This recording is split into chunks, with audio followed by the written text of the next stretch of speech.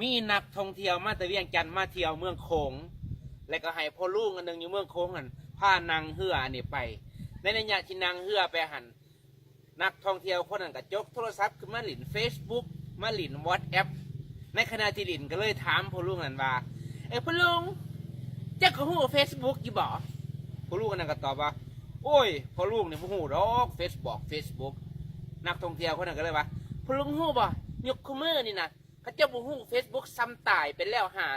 50%แล้วพ่อลุงฮู้ WhatsApp อยู่บ่พ่อลุงก็ตอบว่าโอ้ย WhatsApp พ่อลุงบ่ฮู้ดอกนักท่องเที่ยวคนนั้นก็เลยว่าพ่อลุงฮู้บ่ Facebook ก็บ่ฮู้ WhatsApp ก็บ่ฮู้ซ้ำตายไปแล้ว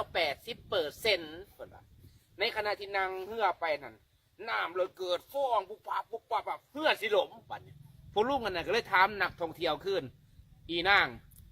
มึงหูวิธีลอยน้ำบ่นางนี่ก็ตอบว่าลุงเกิดมาเฮาบ่เคยลอยน้ำเฮาก็ลอยน้ำบ่เป็นบ่ฮู้วิธีลอยน้ำผู้ลุงนั่นก็เลยตอบไปว่าสั่นมึงตาย100%